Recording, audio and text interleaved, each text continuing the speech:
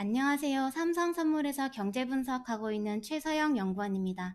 오늘 저희 삼성선물 채널에서 처음으로 이렇게 생방송 통해서 세미나를 하게 됐는데요. 우선 귀하신 시간 따로 내주셔서 감사드리고 의미 있는 시간 되실 수 있게끔 최선을 다하겠습니다. 먼저 경제 전망부터 시작하겠습니다. 제가 경제전망 제목을 인플레이션 시대 언제 어떤 모습으로 찾아올까 라고 적었는데요.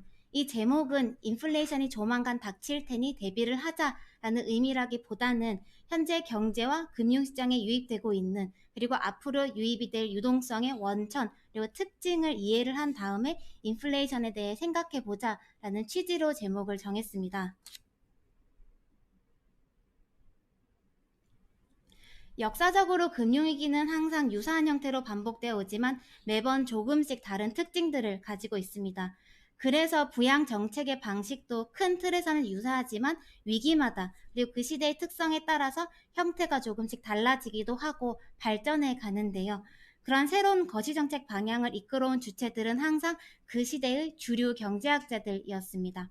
그래서 이 코로나라는 위기를 맞이한 지금도 경제 정책들은 기본적으로는 과거와 유사한 형태로 세팅이 되어가고 있지만 동시에 새로운 정책 방향에 대한 논의도 매우 활발하게 일어나고 있습니다. 오늘은 제가 지금까지 파악한 이 현 시대 주류 경제학자들의 주장에 근거해서 저의 방식으로 내용들을 풀어보려고 합니다.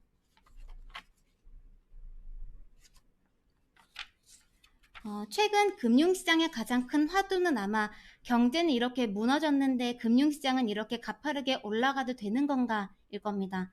기업 실적은 전혀 동반이 되지 않은 자산가격 랠리를 보는 시각이 이렇게 불편한 이유는 그 기반이 연준이 받쳐주는 유동성 환경이고 또 정부의 거대한 부채이기 때문일 텐데요. 그래서 최근 전망이 상당히 첨예하게 갈리기 시작한 부분이 인플레이션에 대한 부분입니다. 그림의 오른쪽 보시면 제가 인플레이션을 자산 가격 인플레이션 그리고 실물 경기 인플레이션 두 가지로 나눠놨습니다. 아마 지난 10년 동안 이 부동산이나 증시는 이렇게 가파르게 오르는데 실물 경기에는 왜 인플레이션이 나타나지 않을까 하고 한 번쯤은 의문을 가지신 적이 있으실 것 같은데요. 이렇게 과거의 10년의 경험을 통해서 우리는 이 두 가지 시장의 인플레이션이 얼마나 다른 방향으로 갈 수 있는지를 충분히 체감했습니다. 그리고 이유는 결국 사람들이 소비나 기업 투자를 하는데 돈을 덜 쓰는 대신 저축을 하고 저금리로 대출받은 돈을 부동산, 주식 같은 자산시장에 넣었기 때문이겠죠. 당연한 얘기겠지만 유동성이 흘러가는 곳에서 인플레이션이 나오고 앞으로도 그럴 겁니다. 그래서 현재 유동성이 나오고 있는 원천인 정책들 각각의 특징을 보면서 앞으로 유동성이 어디로 흘러갈지를 같이 고민해 보면 좋을 것 같은데요. 보시면 한 국가가 펴는 정책은 크게 이 중앙은행의 통화 정책과 정부의 재정 정책 두 개로 구분할 수 있습니다. 그래서 먼저 중앙은행들 정책부터 보겠습니다. 이 페이지는 제가 가장 1차적으로 짚고 넘어가고 싶은 부분인데요. 아마 최근에 시장 랠리의 원인이 뭐냐라고 했을 때 자주 들으셨을 얘기는 연준이 엄청난 규모의 자산 매입을 하면서 돈을 찍고 있기 때문이다 셨을 것 같은데 이 얘기는 사실 반은 맞고 반은 틀린 이야기입니다. 좌측 차트 연한 파란색 선 보시면 연준의 자산 규모인데요. 보시면 2008년 금융위기 때랑 비교가 안 되는 규모와 속도로 가파르게 늘어났죠. 이런 연준의 적극적인 대응은 코로나로 인한 실물 경제 위기가 금융 시스템 리스크로 번지는 걸 빠르게 차단하는 데 큰 역할을 해줬고요. 지금도 금융시장 기반을 유지시켜주는 역할을 하고 있습니다. 하지만 좀 주의를 해야 할 점은 앞으로 연준의 자산 매입 규모를 어떤 시각으로 바라볼 거냐입니다. 제가 개인적으로 자주 접했던 이 연준 자산 매입에 대한 오해가 뭐냐면 연준이 이만큼 자산을 사면 그만큼 돈을 찍어서 시중에 푸는 거 아니냐, 혹시 이 유동성들 때문에 하이퍼 인플레이션이 야기되는 거 아니냐입니다. 근데 여기에 사실 일부 오해가 좀 있는데요. 연준이 자산 매입을 하면서 찍은 돈은 시중에 거의 대부분 풀리지가 않습니다. 보통 중앙은행을 다른 말로 은행들의 은행, 그리고 정부의 은행이라고 부르는데 그 이유는 연준 안에 시중은행들과 정부의 예금 계정, 예치금 계정이 있기 때문입니다. 일반인들이 은행에 돈을 맡기듯이 은행들과 정부는 연준에게다 돈을 맡기는데요. 만약 연준이 자산 매입을 해서 돈을 그만큼 찍었어도 그만큼을 은행과 정부가 다시 연준 안에다가 예치를 했다면 그 돈은 시중에 돌아다니지를 않겠죠. 그래서 좌측 차트에 진한 파란색 선이 바로 은행들과 미국 정부의 예치금 금액입니다. 보시면 추이가 얼마나 비슷하게 가고 있는지 보이실 겁니다. 연준은 보통 국채를 살 때 은행들에게서 삽니다. 그리고 은행들은 그렇게 들어온 돈을 민간 대출에 쓴다거나 아니면 위험 자산을 투자하는 데 쓰기보다는 이렇게 여기 보시듯이 돈의 대부분을 연준 안에다가 넣어 놓고요. 대신 연준은 그 돈에다가 금리를 줍니다. 그 금리가 아마 들어보신 분들은 아실 수 있는 IOER이라는 금리입니다. 우측 차트 보시면 좀 더 직관적으로 보실 수 있으실 것 같은데요. 파란색 선 보시는 이 본원통화라 함은 연준이 찍은 돈이고, 이 까만색 점선 M2 광의통화는 실제로 돌고 돌아서 유통되는 돈입니다. 근데 보시면 2008년 연준의 양적 완화를 계기로 둘 간의 관계가 좀 깨진 게 보이실 겁니다. 그리고 보시면 M2 추세는 2008년에는 사실 그렇게 큰 변화를 보이지 않았었는데요. 지금은 급등하고 있죠. 이거는 연준의 자산 매입 때문이라기보다는 정부의 보조금 영향이 더 크다라고 봐야 할 겁니다. 그래서 정리하자면 연준의 자산 매입 정책은 시중에 직접적으로 유동성을 공급해서 통화량을 늘리는 정책이 아니다라는 겁니다.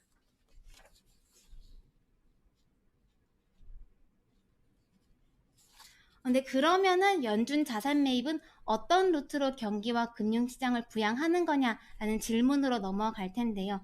가장 중요한 핵심은 연준이 자산 매입을 통해서 관리하는 금리입니다. 연준을 비롯한 대부분 중앙은행들은 시중 통화량을 관리하기보다는 금리를 관리합니다.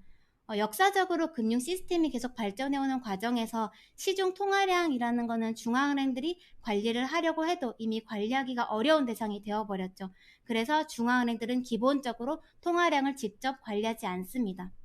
그보다는 잘 아시겠지만 가장 전통적인 정책 수단은 기준금리입니다. 이 기준금리는 장기금리들의 기반이 되고요. 또 장기금리들은 대출금리라거나 회사채 금리 같은 시중 크레딧 금리들의 기반이 됩니다. 네, 최근 연준이 기준금리를 넘어서서 국채시장이나 회사채 시장에 직접 개입을 하는 이유는 금융시장 스스로 그 기반을 잘 유지하기가 어려운 국면이다라고 판단하기 때문입니다. 그래서 최근에 연준의 말을 들어보면은 이러한 시중금리들의 문제가 생기지 않게 관리하겠다라고 일관되게 전달해주고 있습니다. 자, 가장 중요한 거는 연준이 자산을 얼마를 샀다더라 보다는 연준이 이 시장 금리들을 직접 관리하겠다라고 나선 것 그 자체가 중요한 거고요. 그래서 국채 금리와 회사채 금리가 얼마나 잘 안정이 되고 있는지 그 자체가 중요한 겁니다. 이렇게 매입량만을 토대로 연준의 부양 의지를 읽으려고 한다면 아마 더 중요한 걸 놓치실 수 있습니다. 이 금리들이 안정이 되어 있다면, 그리고 앞으로도 연준이 잘 관리해 줄 것이다 라고 신뢰한다면 연준이 자산을 얼마나 사는지는 그 다음번 문제입니다. 그리고 최근 연준을 보면은 그 신뢰를 깨뜨리지는 않을 것으로 예상됩니다.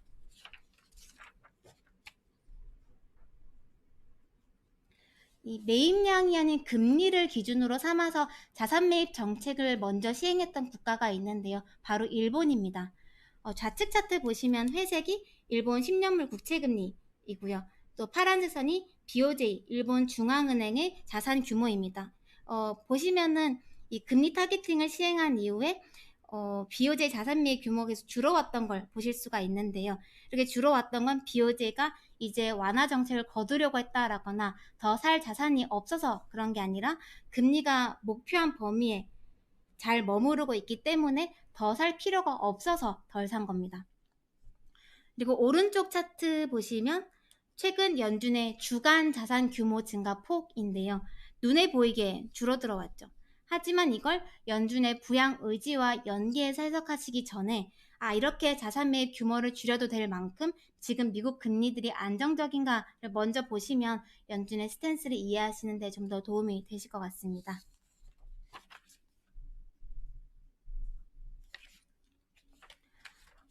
지금까지 연준 자산 매입의 궁극적인 목적이 뭔지를 좀 설명드렸는데요. 목적은 여기 보시듯이 저금리 환경을 상당 기간 약속해 준 게 핵심입니다. 근데 도입부에서 말씀드렸듯이 유동성이 많아진다라는 그 사실 자체를 넘어서서 유동성이 어디로 흘러갈지를 보는 게 가장 중요한데요.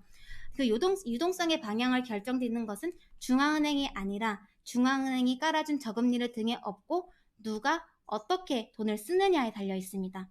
누가는 크게 여기 보시는 정부와 민간으로 나뉘고요.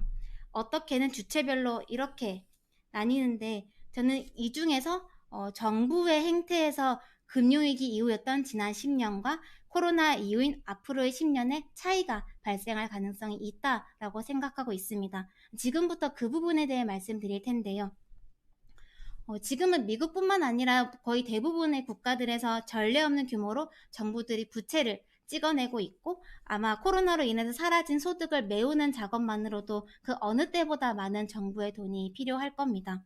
네, 그래서 어느 정도 긴급 대응을 마무리 짓는 단계로 들어서게 되면 아마 그 다음번 따라올 핵심 논쟁은 이 갑작스럽게 늘어난 정부 부채를 어떻게 다시 정상화시켜서 지속 가능한 부채 환경을 회복할 거냐 일 겁니다.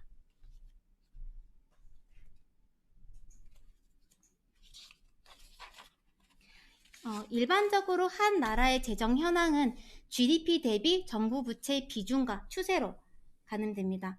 단지 부채의 절대 규모만 보는 게 아니라 경제 규모 대비 부채가 얼마나 많은지 이게 상승 추세인지 하락 추세인지로 보는데요. 네, 지금까지 국가들은 정부 부채로 위기를 극복한 이후에는 다시 부채를 줄이는 디레버리징 작업, 지출을 축소하고 증세를 하면서 부채 규모를 다시 줄이기 위한 노력들을 시도해 왔습니다. 근데 만약에 경기 모멘텀이 충분히 살아나지 못한 상황에서 재정 건전화 정책을 지나치게 빨리 시행하는 경우에는 자칫 이 성장 모멘텀, 경기 모멘텀이 좀 더 약화되면서 오히려 GDP 대비 정부 부채를 조정하는 과정이 더 힘들고 길어질 수 있습니다. 그래서 최근 경제학계에서는 정부 부채 환경의 재건을 위해서는 이 분자단에 있는 부채보다는 분모단에 있는 GDP에 초점을 맞춰야 한다는 주장들이 나오고 있습니다. 결국 부채와 성장은 상대적인 속도의 문제이기 때문인데요. 이 부채가 아닌 GDP에 초점을 맞추는 정책이라 함은 단기적으로는 정부 부채를 추가로 늘려서 정부 주도의 성장 정책, 정부 투자 정책을 공격적으로 단행해서 GDP 성장을 더 강하게 유도하고 궁극적으로는 부채를 갚아나갈 수 있는 경제 기반을 만드는 방안입니다. 소위 2보 전진을 위한 1보 후퇴라고도 할 수 있겠습니다. 이 페이지 보시면 2008년 금융위기 이후에 지난 10년간의 모습을 잘 보여주는데요. 좌측 차트 보시면 금융위기를 극복하는 동안 정부들은 여기 이 회색 막대만큼 재정 적자를 늘렸었다가 위기를 수습한 이후에 바로 이 재정 건전화 모드, 긴축 모드로 들어가면서 이 지출을 계속적으로 줄여왔습니다.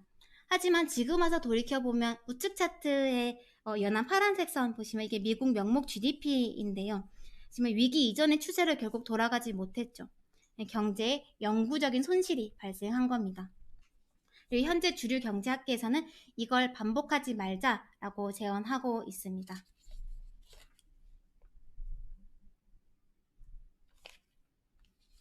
근데 부채가 이미 많이 높아질 환경에서 정부가 추가로 부채를 발행해서 경제를 끌어올리려면 가장 필수적으로 요구되는 환경이 바로 금리 안정 확보입니다.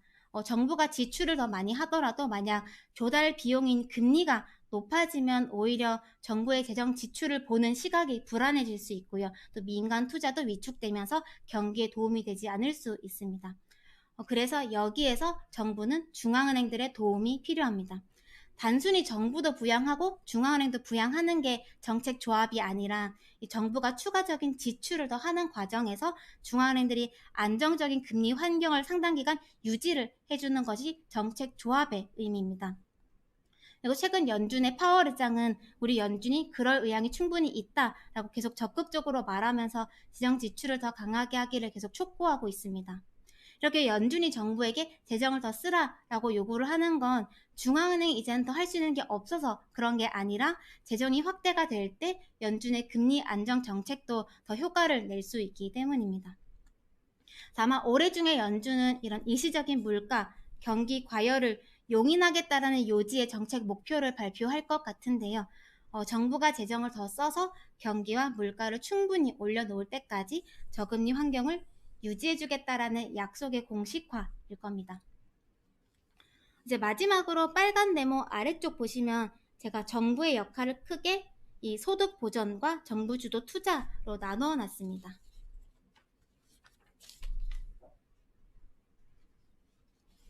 일단 당분간 정부는 다른 것보다 경제 주체들의 소득을 보전해주는 역할에 계속 집중을 할 수밖에 없을 겁니다.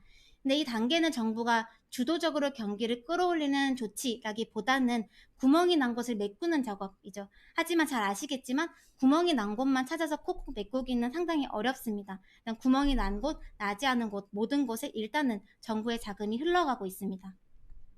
근데 또 아무리 정책이 소득을 잘 보전해 주더라도 코로나의 특성상 소비나 투자의 회복은 시차를 두고 나타날 수밖에 없기 때문에 최근 미국 지표 좌측 차트 보시면 보조금으로 인해 소득은 급증을 했지만 소비는 급락하면서 우측 차트 보시면 저축률이 이례적으로 급증했습니다.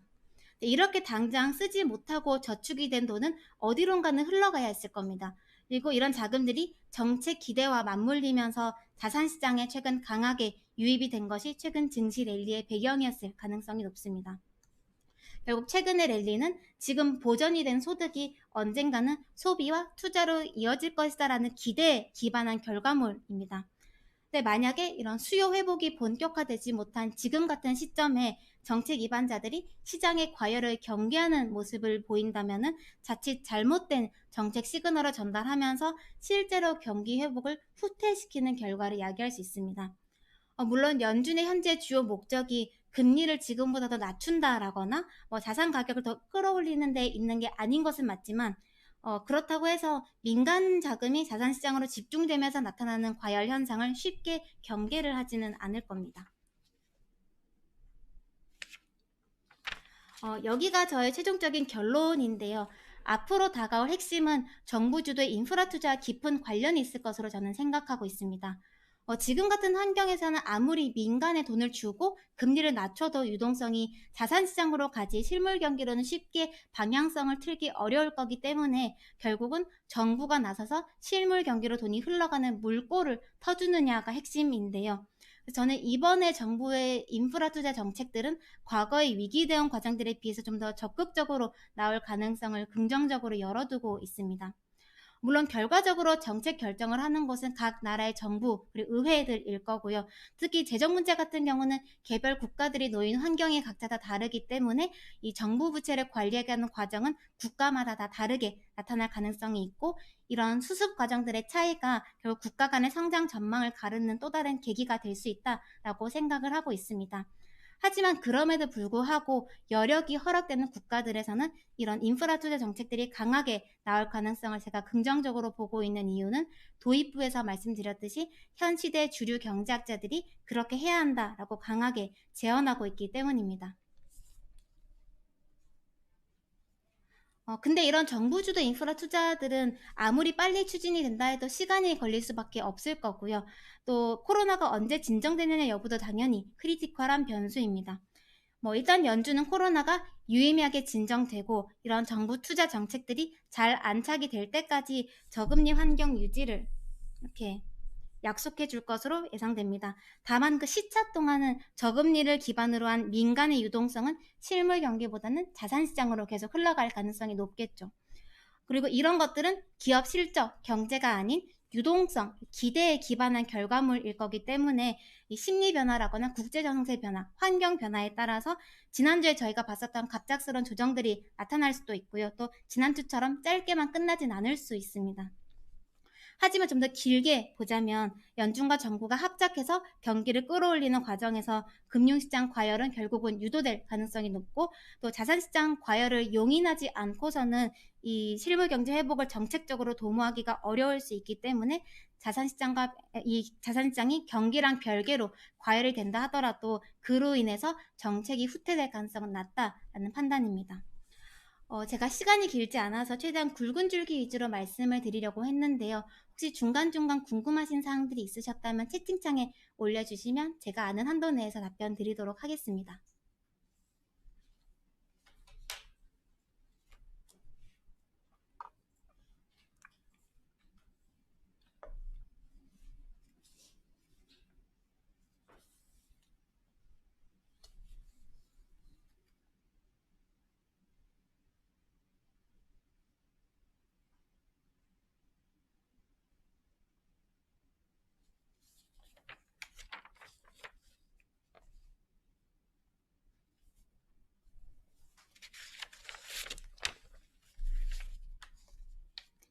네, 연준이 ETF 회사채 매입을 하면 통화량이 증가하는 게 맞습니다. 하지만 그게 아까 보여드린 M2 광의 유동성에 얼마나 비중을 차지하는지는 조금 더 지켜봐야 되고요. 그리고 아마 뉴스에서 보셨겠지만 연준이 지금 적극적으로 회사채 매입 규모를 늘리고 있는 국면 아닙니다. 그 이유는 이 연준이 회사채 매입을 하는 이유가 금리를 낮추기 위해서라기보다는 그 시장이 안정적으로 기능하기 위해서 목적이기 때문에 연준은 시간을 두고 매입량을 조절해 가면서 시장 방어를 하는 목적으로 매입을 해 갈 것으로 예상됩니다.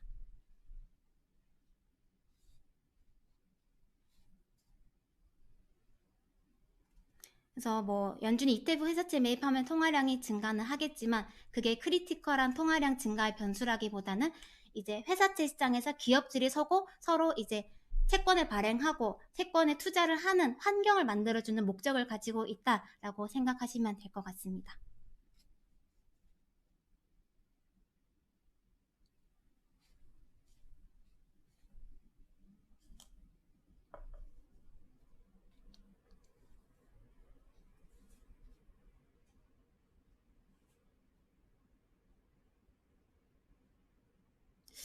연준의 조치가 시장에서 소외되는 건 어떤 시그널인가요? 라는 질문의 요지를 제가 지금 정확하게 파악이 어려워서 추가적인 부연 설명 주시면 제가 답변 드리겠습니다.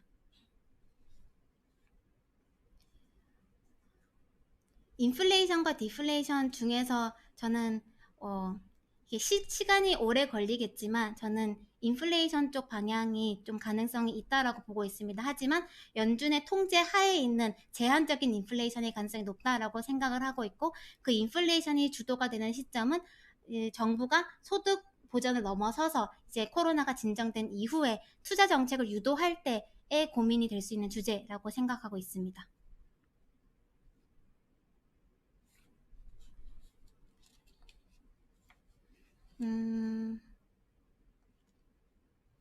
연준의 조치가 시장에 안 먹힐 때가 어떤 걸로 보시나요? 사실 저 개인적으로는 연준의 조치가 지금 시장에 굉장히 강력하게 잘 먹히고 있다라고 생각이 드는데요. 다만 온도차가 좀 있는 것이 연준의 정책 목표를 바라보는 시각입니다. 연준은 지금 자산시장을 끌어올리기 위한 목적으로 정책을 펴는 게 아니라 시장이 기능을 하기 위한 목적, 그러니까 대출을 하고 싶은 사람들은 대출을 하고 또 돈을 투자하고 싶은 사람 투자를 하는 환경을 만드는 것을 목적으로 하고 있습니다. 어떻게 보면은 유동성이 잘 흐르는 환경을 목적으로 하는 건데요.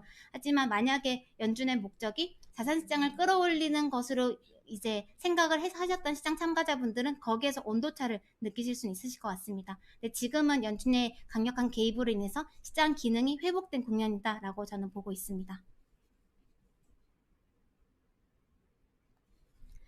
달러 같은 경우는 사실은 우선 경기 측면에서 말씀드리면은 정책 여력이 훨씬 강한 곳이 미국이기 때문에 경제 측면에서는 달러의 강한 재료라고 생각은 하고 있지만 최근 아마 잘 아시겠지만 여러 가지 다른 국제적인 환경들 그리고 정치적인 변수들이 달러에 영향을 가할 수 있는 시점이 오고 있다라고 생각하기 때문에 이것과 관련해서는 이제 좀 이따가 하실 환율 전망에서 추가로 말씀드릴 예정입니다.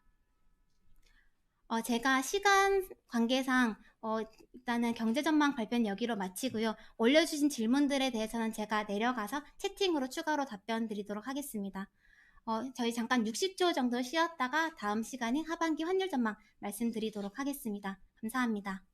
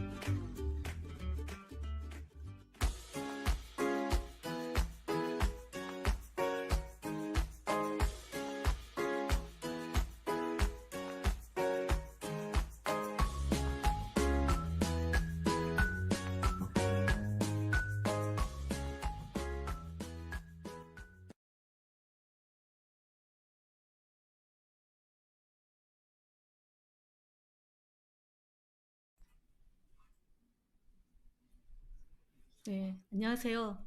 저희 삼성선물 리서치센터에서는 올해 초부터 동영상 시황을 통해서 여러분을 만나왔습니다. 제가 영상을 통해서 여러분을 뵌 것은 처음입니다. 반갑습니다. 저는 삼성선물 리서치센터를 맡고 있는 정명입니다.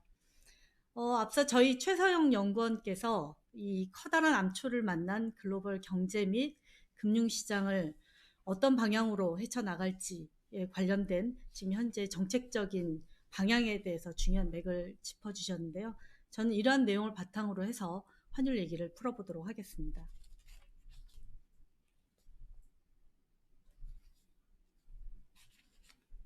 네. 상반기에는 외환시장이 주식시장 마찬가지로 상당히 혼란스러웠습니다. 좌측 차트를 보시면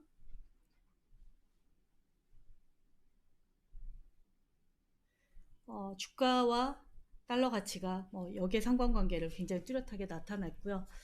달러화는 3월에 주가가 급락을 할 때 10년 내 최고치까지 상승을 했다가 일단 현재는 제자리로 연초 수준으로 되돌아온 상황입니다. 오른쪽 차트를 보시더라도 달러 지수는 지금 6월까지 한 0.5% 정도 상승했으니까 강보합권에 머무르고 있습니다. 그런데 차트상의 특이한 점을 보시면 우측 편에 굉장히 낙폭이 큰 통화들이 있습니다. 달러는 거의 강보합권인데 지금까지 연간 낙폭이 10%를 넘는 통화들이 브라질, 남아공, 멕시코, 러시아 등 주로 원자재를 생산하는 신흥국 국가들의 타격이 굉장히 큰 것을 확인을 하실 수가 있습니다. 이게 5월 중순까지 급락한 이후에 낙폭을 회복한 수준이니까 올해 신흥국들의 통화가 굉장히 큰 타격을 입었다라고 볼 수가 있을 것 같습니다. 이러한 흐름이 원화도 비껴나갈 수는 없었습니다. 원화도 달러원 환율이 10년 만에 처음으로 이제 1250원을 뚫고 1294원까지 상승을 했었습니다.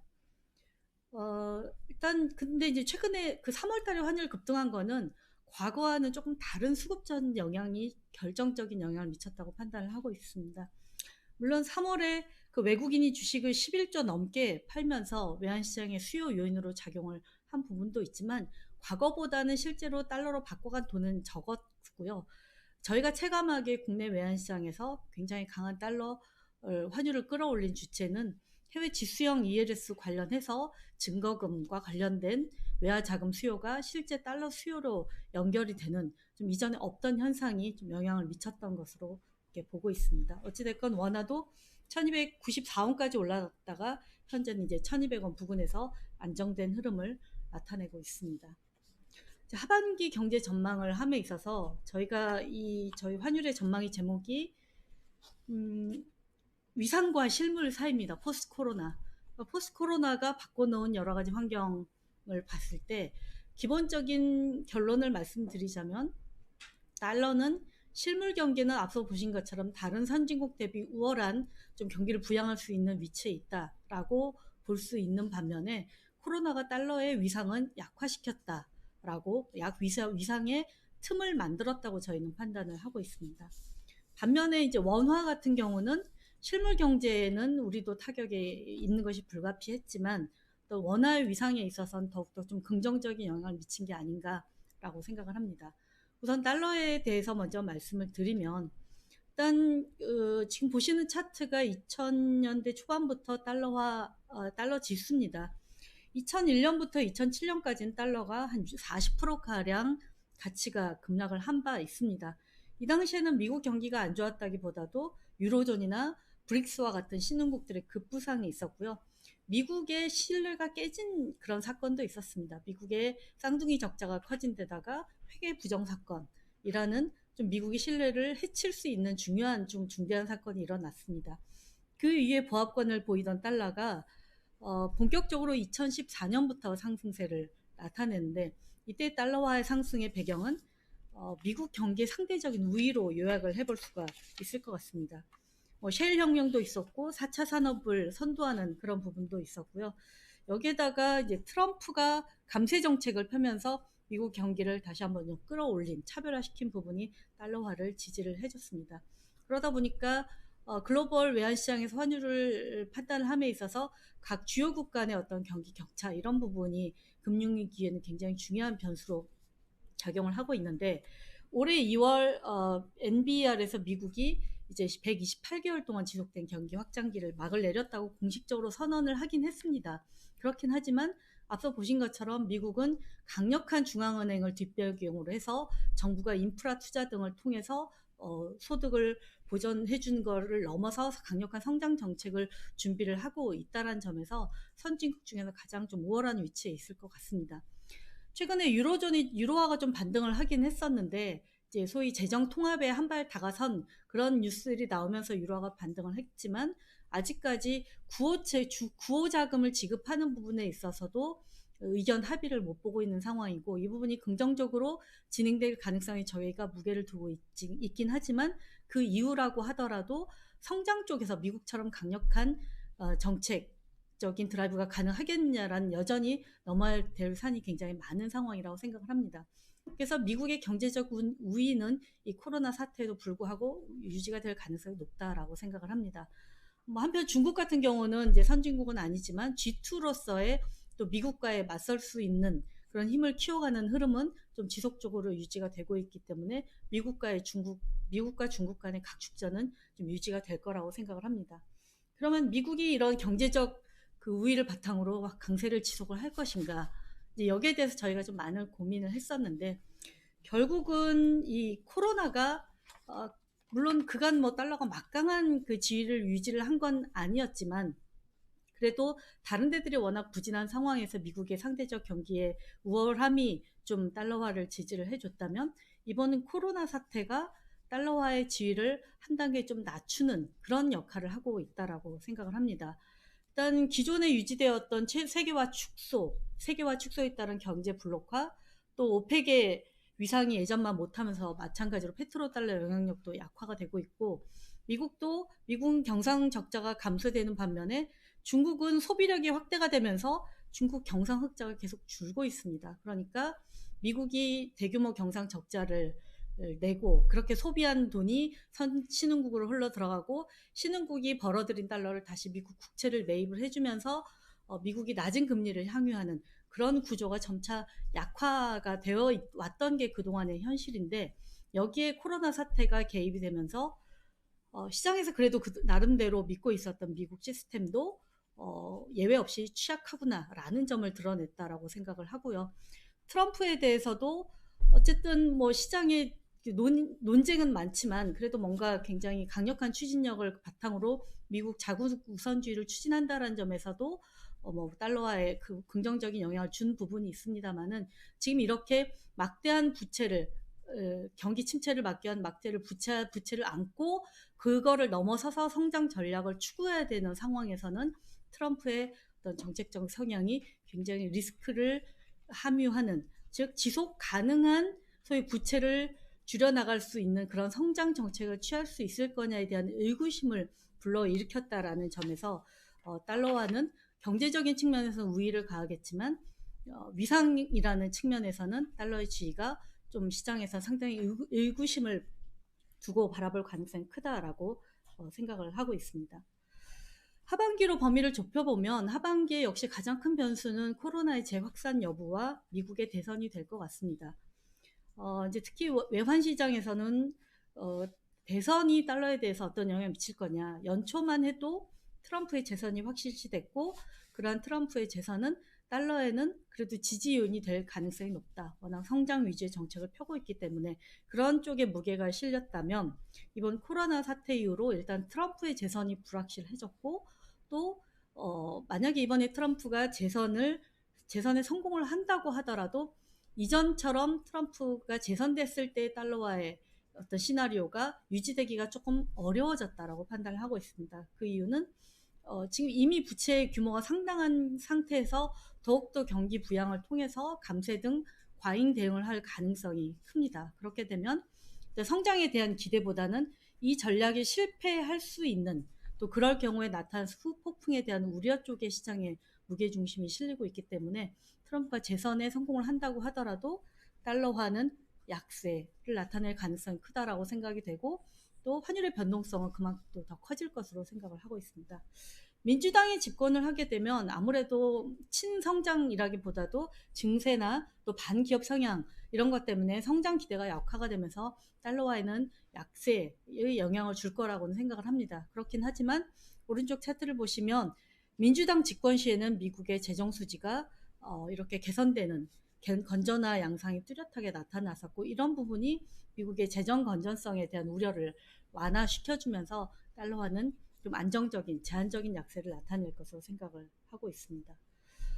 그래서 제가 좀 중장기적인 측면과 하반기적인 변수들을 말씀을 드렸습니다만, 저희는 기본적으로 3분기까지는 이런 중앙은행과 결합한 그 정부의 어떤 성장 정책에 대한 기대가 유지가 되면서 위험자산 선호가 유지가 될 것으로 생각을 하고 있습니다. 그래서 3분기까지는 달러화의 약세가 좀 더 이어질 가능성이 높고, 4분기는 미국 대선을 앞두고 시장의 변동성이 커질 가능성에 무게를 싣고, 이 부분이 달러를 반등시킬 가능성으로 저는 결론을 내리고 있습니다.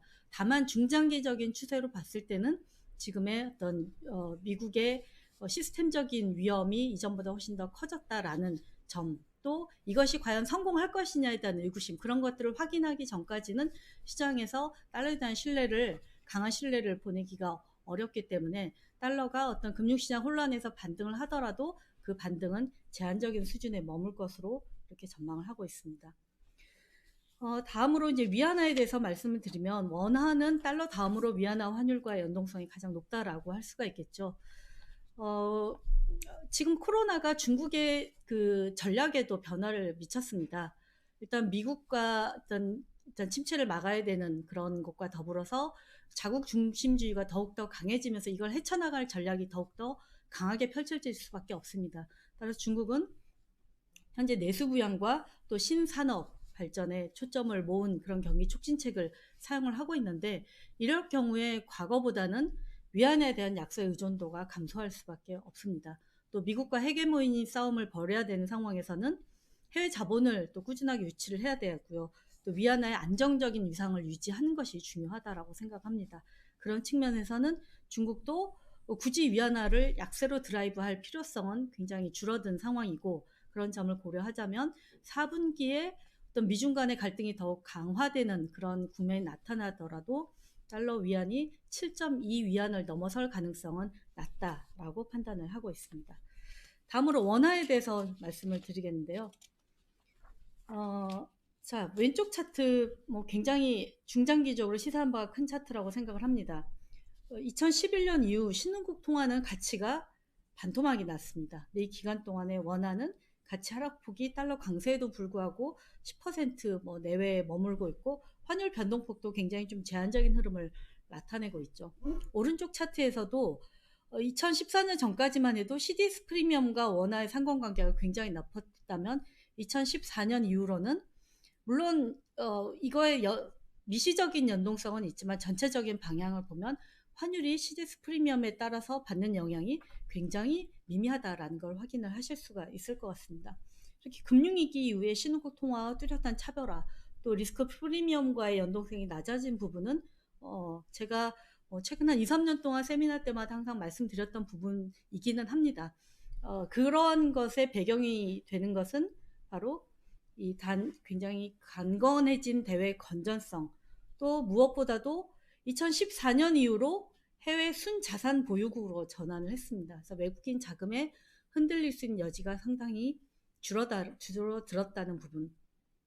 또한 이제 금융위기 이후로 각국이 부채를 정상화시킨 데는 성장이 뒤따라주지 않으면서 실패를 했는데, 그러한 가운데 우리나라는 굉장히 양호한 정부 부채 수준을 안고 있으면서 이제 선진국들과 겨뤄도 신용등급 측면에서 굉장히 높은 수준의 위치에 있는 이런 부분들이 이제 환율에 결국은 반영이 된 흐름으로 좀 볼 수가 있을 것 같습니다.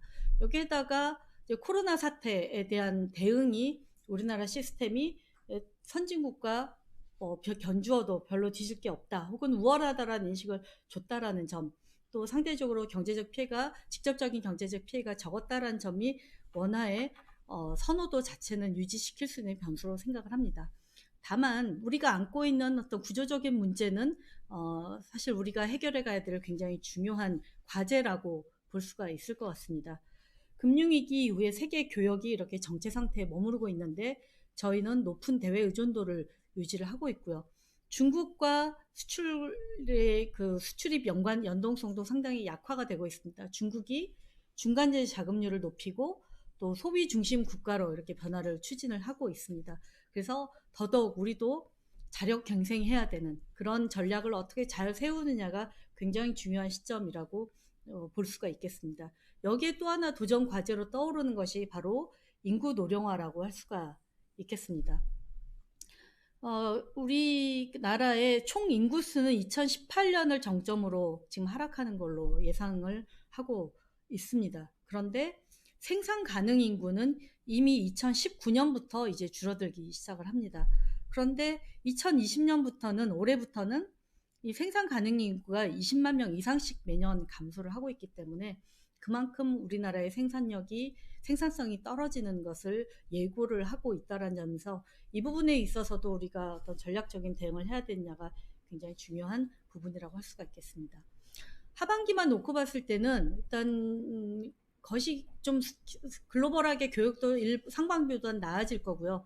또 그런 부분에 있어서 우리나라의 외환 무역 수지도 개선이 되면서 전반적인 그 외환 시장 수급은 개선이 될 것으로 생각이 됩니다.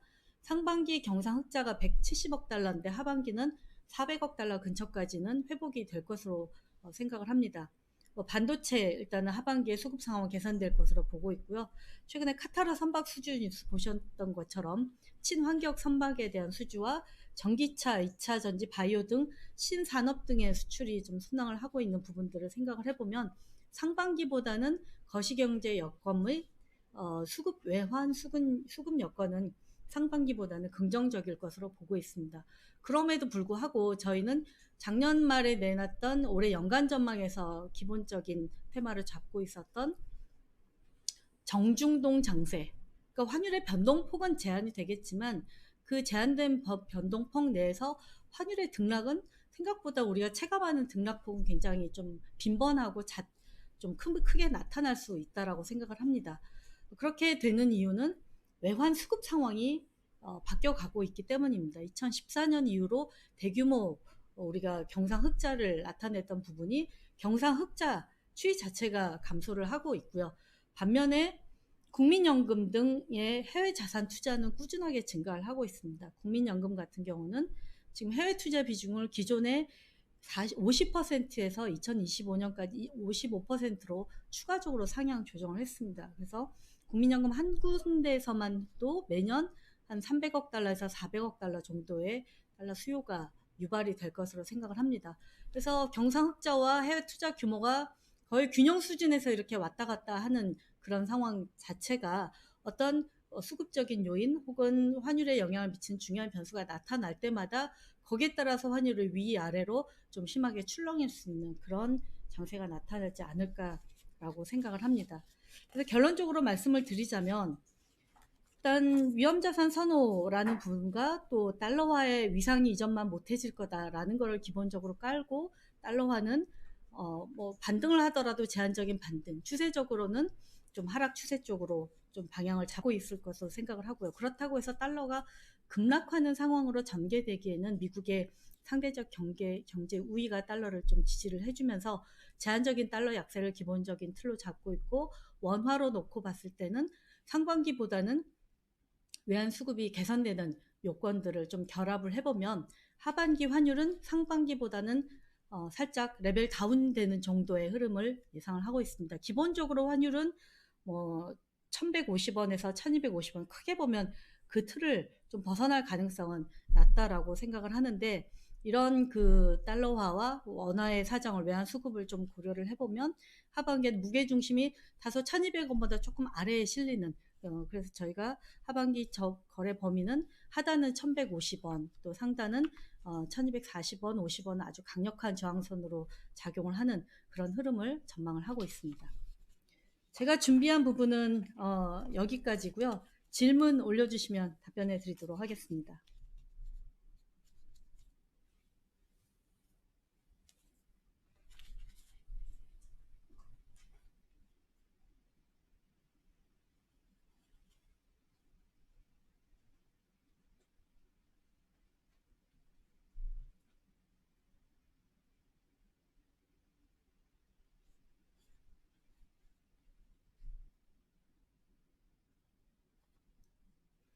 네, 사실 유로화는 달러 지수랑은 좀 뭐 데칼코마니죠. 반대 유로화가 60% 가까운 비중을 차지하고 있기 때문에 달러를 뒤집어서 생각을 해볼 수가 있을 것 같습니다. 일단 위험자산 선호라는 부분, 또 유로존이 어쨌든 깨질 위험까지도 시장에서 코로나 이후에 어느 정도 반영을 했다가 그래도 재정 통합적으로 한 발 나아가는 모습으로 긍정적인 전망을 던져줬다는 점에서 유로화 반등은 좀 더 이어질 수 있을 것으로 보이고요. 그렇다고 하지만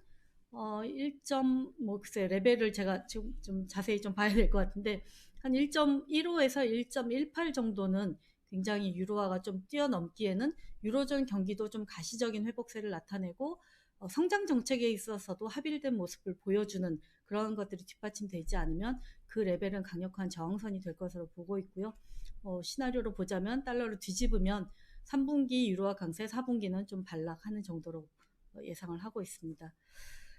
1150원 이하로 갈 가능성. 그러려면 일단은 위험자산 선호가 아주 강력하게 펼쳐져야 될 것 같은데요. 물론 3분기까지 위험자산 선호가 좀 더 갈 수는 있지만 결국은 시장에서 지금 실물과의 괴리가 벌어진 부분을 이제 3분기에는 그래도 어느 정도 인식하면서 갭을 더 많이 벌리지는 않을 것이라고 생각이 되고요. 또 환율이 반락을 할 때마다 외환 시장에서는 저가 매수의 강력한 주체가 바로 해외 투자 자금들입니다. 워낙 강세일 때 해외 투자를 하는 것이 유리하기 때문에 그때는 좀 저가 매수가 굉장히 적극적으로 들어올 수가 있어서 그분이 환율을 하단을 지지를 해준다고 하면 저는 1150원 하회할 가능성은 적다고 생각합니다. 자, 시간 관계상 저는 일단 공식적인 답변 여기까지 드리고 추가적인 질문은 내려가서 말씀을 드리도록 하겠습니다. 이어서 60초 후에 유가 전망 진행할 예정입니다. 감사합니다.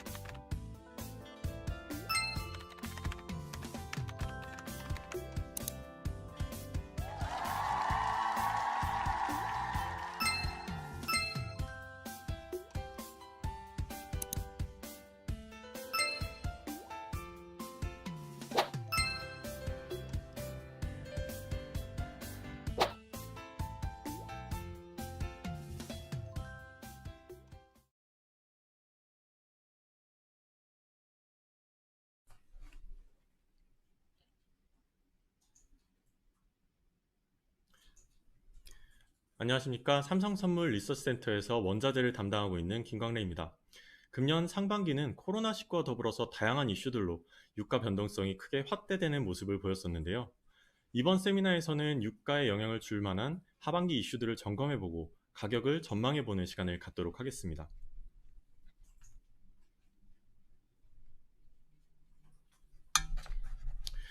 시작하기 전에 상반기부터 좀 살펴보실 텐데요. 일단 유가는 연초 60불에서 하락세를 이어가다가 마이너스 유가를 기록한 이후에 30불대 후반까지 회복하는 모습을 보였습니다.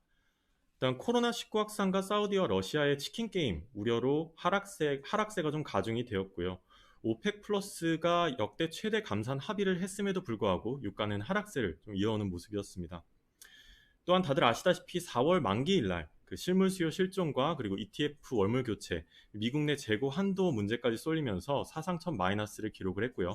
그 이후에는 주요국들의 경제활동 재개와 그리고 생산국들의 생산 감소 영향에 유가는 완만한 반등세를 좀 이어가고 있는 흐름입니다. 먼저 오펙 감산 이슈부터 살펴보시겠습니다. 사실 과거에는 오펙이 약 13개국에서 14개국밖에 되지가 않았었기 때문에 만장일치 합의를 하는데 큰 어려움이 없었습니다. 하지만 새로 지금 생성된 이 협의체 오펙 플러스에서는 약 23개국의 국가들이 그 만장일치 합의가 이루어져야지만 감산 관련된 이슈가 통과가 됩니다. 문제는 사우디 생산 비중이 그 과거보다 크게 감소해서 그러니까 영향력이 예전만 못하고요.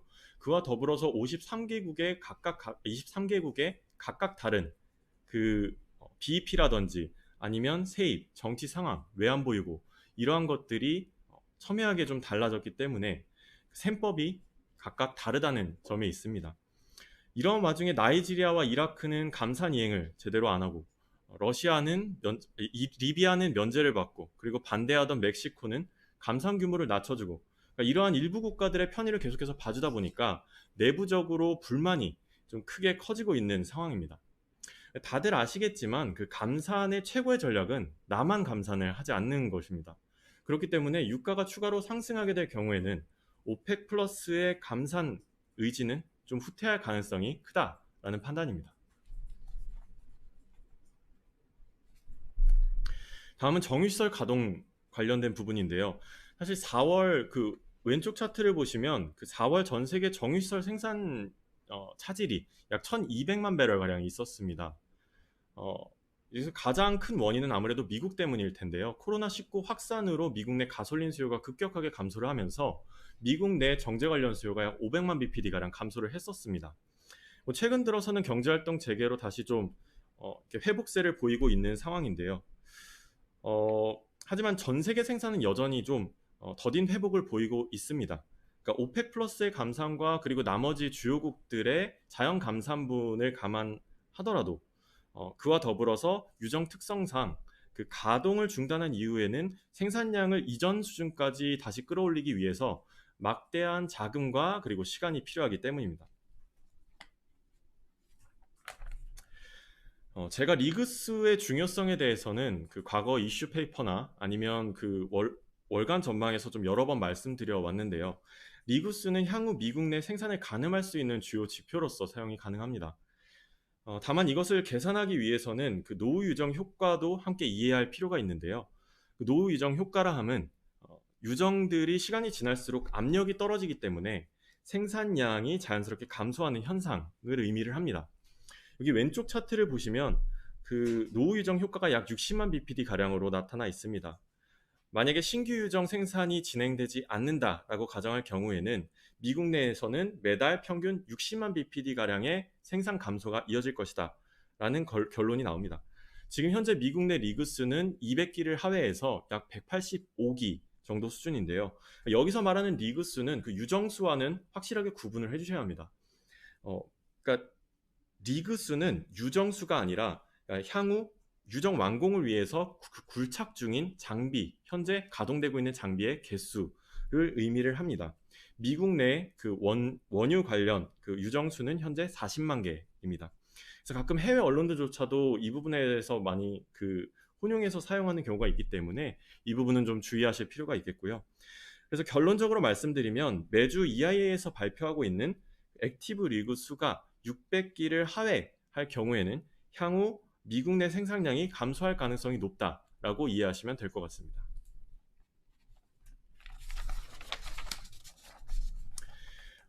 한편 지금 미국 내 재고 문제는 좀 일단락되는 분위기입니다. 그러니까 마이너스 유가를 기록한 지난 4월에 한 달 사이 약 1억 배럴 가량의 재고가 급증을 했지만 현재는 작년과 유사한 수준의 완만한 증가세를 보이고 있고요. 그리고 이슈가 됐었던 쿠싱 지역 재고도 감소하면서 우려가 좀 완화되었습니다. 그러니까 하반기 본격적으로 시작되는 미국 내 드라이빙 시즌과 더불어서 최근에 경제활동 재개로 인해서 오른쪽 차트 보시면 자동차 이동량도 코로나 이전에 한 90% 정도까지 회복이 되었습니다. 그러니까 미국 내 생산 감소와 성수기 시즌 돌입 그리고 경제활동 재개가 야기할 원유 재고 감소세가 조만간 유가 지지 요인으로 작용할 가능성이 높다라는 판단입니다.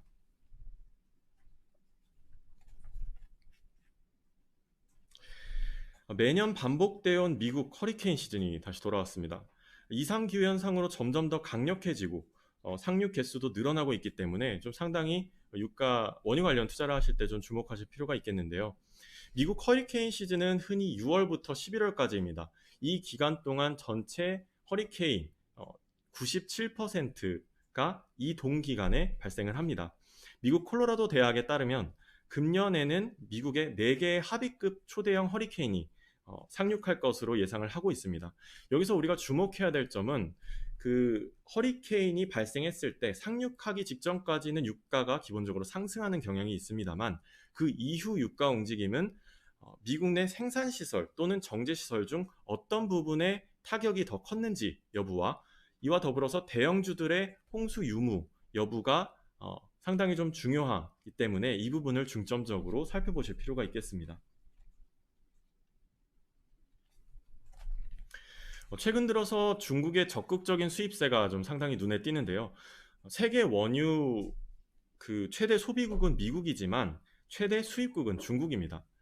중국은 연평균 9%씩 수입을 늘려오고 있는 반면에 미국은 2011년도부터 시일붐 이후에 수입을 꾸준히 감소해 왔습니다. 그렇기 때문에 결과적으로 2017년도에 역전이 되었는데요. 그러니까 중국은 코로나 사태 직후에 유가가 30달러를 하락하면서 꾸준하게 3월과 4월에 집중적으로 수입량을 늘려왔습니다. 이렇게 계약된 수입분이 5월부터 본격적으로 중국에 들어오기 시작했고요. 6월과 7월에도 수입은 역대 최고치를 경신할 것으로 예상을 하고 있습니다. 지금 현재 중국 전체 정제 시장의 30%를 차지하고 있는 이런 개별 정유 공장들의 가동률도 가파르게 상승을 하고 있어서 수입 증가에 대한 기대는 여전히 좀 남아있는 상황이고요. 다만 중국 내 하반기 유지 보수와 그리고 석유 관련 제품의 수출 둔화 때문에 수입 상승세가 7월 이후에도 이어질지는 아직까지는 불투명한 상황입니다. 한편 남미 최대 원유 생산국인 브라질, 멕시코, 베네수엘라의 상황은 더욱 악화되고 있는 상황입니다. 왼쪽 차트 보시면 세 국가 모두 2016년까지만 해도 약 200만 배럴에서 250만 배럴 가량의 생산을 진행해 왔습니다만 최근 들어서 상당히 좀 벌어져 왔는데요. 일단 브라질 같은 경우는 사실 예전부터 해상 유정에 대한 막대한 투자를 통해서 최근 들어서 생산량이 좀 늘어가는가 싶었는데 코로나 사태 이후로 다시 생산량이 반락하는 그런 상황을 연출을 했고요. 그리고 멕시코의 경우에는 석유 산업 국유화 이후에 투자가 급감하면서 좀 부패와 더불어서 생산량이 꾸준하게 줄어드는 와중에 코로나 확산세까지 겹치면서 우려를 좀 더했습니다. 사실 가장 문제는 베네수엘라인데요. 그 수년간 미국의 강력한 제재로 인해서 생산과 그리고 수출이 약 70년 만에 최저 수준을 지금 기록을 하고 있는 상황입니다. 근데 오른쪽 차트를 보시면은 유독 브라질의 확진자 수만 급격하게 느는 것을 확인하실 수가 있으실 텐데요. 사실 그 베네수엘라의 경우에는 지금 하이퍼 인플레라던가 극심한 실업률 그리고 화폐 체계 붕괴 등으로 인해서 코로나19 검사는 아예 엄두조차도 내지 못하고 있는 상황입니다. 이렇듯 남미 주요국들이 그 각국의 사정 악화로 인해서 생산량이 꾸준하게 감소를 하고 있는 점은 향후 유가 지지 요인으로 작용할 수 있다 이렇게 평가가 됩니다.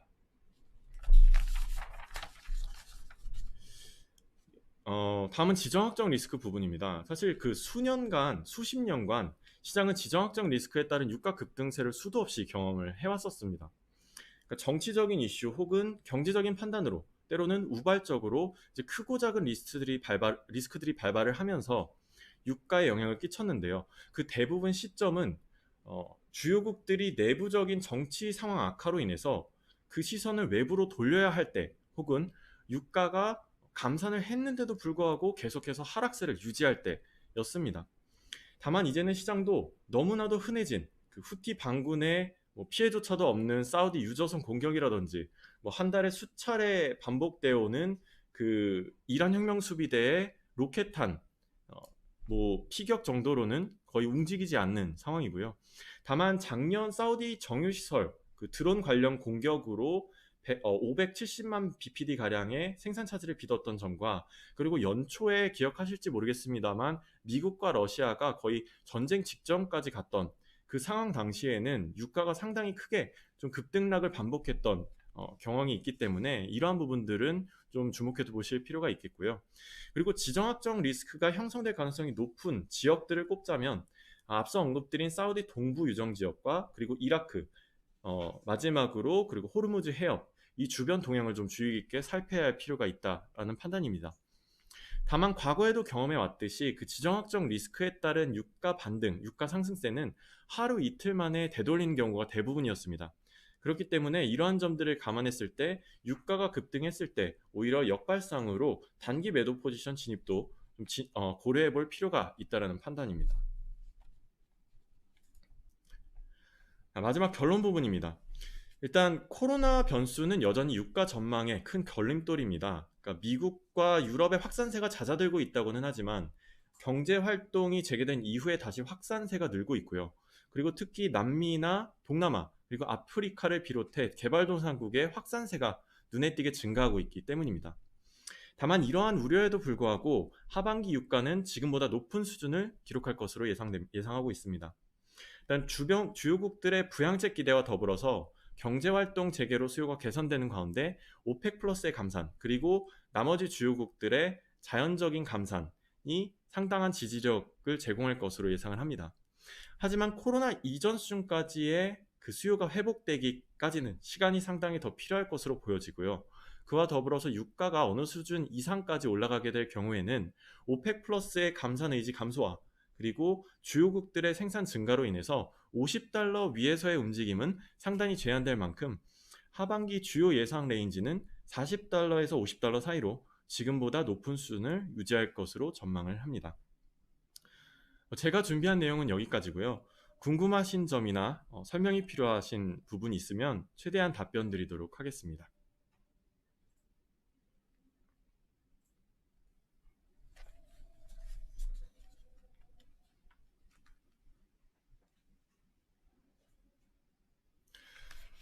장기적인 관점에서 봤을 때 일단 그 수소차와 전기차의 그 패러다임 변화에 대해서는 사실 원유 시장도 피해갈 수 없을 거라고 생각합니다.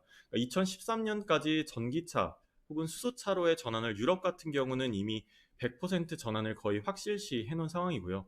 이와 더불어서 다른 주요 시장인 중국이라든지 인도도 그 변화하고 있는 추세이기 때문에 일단 그 추세 자체상의 변화는 불가피하다고 보여집니다. 사실 미국 전체 원유 수요의 50%가량을 가솔린이 차지하는데요. 그만큼 내연 자동차 관련된 수요가 상당히 큰 비중을 차지합니다. 그래서 진짜 초장기적인 관점에서 봤을 때는 유가는 하락할 가능성이 훨씬 높다라고 판단이 되고요. 그리고 일각에서는 전기차 관련된 수요, 그러니까 전기 관련 수요가 그러니까 원유를 통해서 생산되는 전기 관련 수요가 늘어나지 않을까라는 의문을 제기하는 분들도 계셨었는데요. 사실 미국 내 그 전기를 생산하기 위한 전체 원유 그 소비량은 전체 전기 생산량의 0.5%밖에 되질 않습니다. 그래서 그렇기 때문에 이와 관련된 이슈는 사실 좀 아직까지 논의하기에는 좀 이른 것 같고요. 그래서 앞서 말씀드린 대로 그 유가도 점진적으로 떨어질 가능성이 그러니까 장기적으로 봤을 때는 높다라는 판단입니다.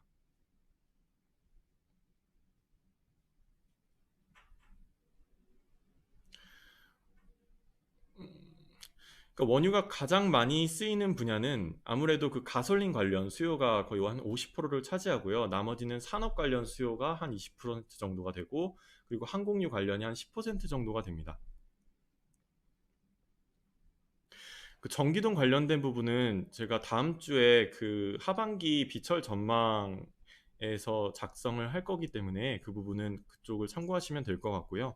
그리고 미국 내 코로나 확진자 증가세 사실 이 부분은 아직까지 시장도 되게 애매한 상황입니다. 이것을 어떻게 결론을 내야 할지는 상당히 좀 미지수이긴 한데요.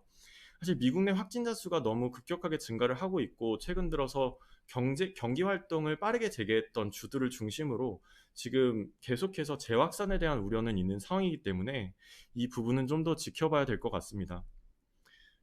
미국 정유 회사는 계속 암울할 예정인가요? 라고 질문 주셨는데요. 사실 지금 그 하이엘드 금리를 살펴보면 미국 그 에너지 관련 하이엘드 그 금리가 지난 4월 급격하게 치솟았다가 미국의 그 정치적 지원을 토대로 상당히 좀 빠르게 안정화되는 흐름을 보였습니다. 다만 일부 그 기업들, 한계 기업들의 경우에는 지금 파산에 대한 우려도 상당히 좀 남아있는 상황이고요. 예, 정유 관련된 수요는 지금보다는 나아지고 있는 상황입니다. 아무래도 그 앞서 언급드렸던 것처럼 미국 내 가장 큰 수요는 가솔린 관련 수요인데요. 코로나19 이전에 거의 한 90%까지 자동차 이동률이 좀 늘었기 때문에 그리고 정제 가동률도 상당히 좀 크게 늘고 있고요. 그래서 향후 미국 내 국내 그 수요 자체는 상당히 좀 늘어날 것으로 보고 있습니다. 예, 시간 관계상 질문은 여기까지 받도록 하고요. 혹시 추가적인 질문 사항이나 그리고 기타 궁금하신 점 있으시면 채팅 남겨주시면 제가 나중에 답변 드리도록 하겠습니다. 예, 이상으로 삼성선물 리서치센터 하반기 전망을 모두 마치도록 하겠습니다. 금일 녹화분은 조만간 업로드 될 예정이니까 혹시 필요하신 분은 참고해 주시면 좋을 것 같고요. 지금까지 경청해 주셔서 감사합니다.